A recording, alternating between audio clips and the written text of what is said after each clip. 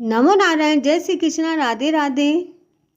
वह मार्ग कहीं तो तीखे कांटों से भरा होता है और कहीं रेत व कंकरों से भरा हुआ होता है। कहीं पर पत्थर ऐसे टुकड़े बिछे जाते हैं जिनका किनारा छुरों की धार के समान तीखा होता है। कहीं वह बहुत ही दूर तक कीचड़ ही कीचड़ से भरी रहती है। कहीं घातक अंकुर लगे हुए होते हैं और कहीं कहीं लोग की सुइयों के समान नुकीले कुशों से सारा मार्ग ढका होता है। इतना ही नहीं, कहीं कहीं बीच रास्ते में वृक्षों से भरे हुए पर्वत भी होते हैं जो किनारे पर भारी जल प्रताप के कारण अत्यंत दुर्गम जान पड़ते हैं। कई रास्ते पर धधकते हुए अंगारे छिपे रहते हैं, बिछे रहते हैं। ऐसे मार्ग से पापी जीवों को दुखित होकर जाना पड़ता है। कहीं ऊंचे ऊंचे गड्ढे, कहीं फिसला देने वाले चिकने ढेले, तो कहीं खूब तपी हुई बालू और कहीं तीखी कीलों से वह मार्ग व्याप्त होता है।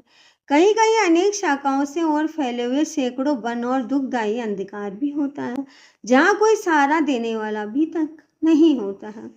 कहीं तपे हुए लौकी के कांटेदार वृक्ष होते हैं तो कहीं दालावन, कहीं पर तकी हुई शिला अथवा कहीं हिम से भरे हुए मार्ग आच्छादित रहते हैं। कहीं ऐसी बालू भरी रहती है जिसमें चलने वाला जीव कंठ तक धंस जाता है, तो कहीं बालू कान के पास भी आ जाती है। कहीं गर्म जल भी होता है तो कहीं कड़ों की आग से यमलोक का मार्ग व्याप्त रहता है।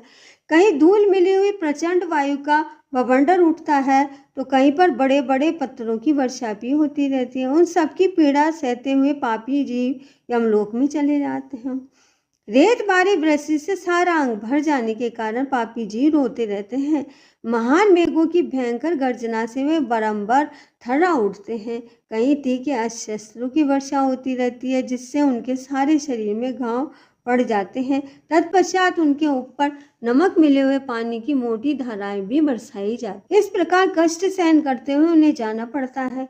कहीं अत्यंत ठंडी, कहीं रूखी और कहीं कठोर वायु, सब ओर से आघात सहते हुए पापी जीव सूखते हुए रोते हुए जाते हैं। इस प्रकार वह मार्ग बड़ा ही भयंकर है। वहां राह खर्च नहीं मिलता है, कोई सहारा देने वाला भी नहीं रहता है।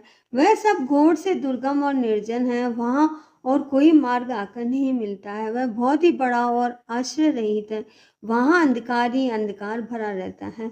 वह महान कष्टप्रद और सब प्रकार के दुखों का आश्रम है। ऐसे ही मार्ग से यम की आज्ञा का पालन करने वाले अत्यंत भयंकर यमदूतों द्वारा समस्त पाप परायण मूढ़ जीव बलपूर्वक लाए जाते हैं। जैसे कि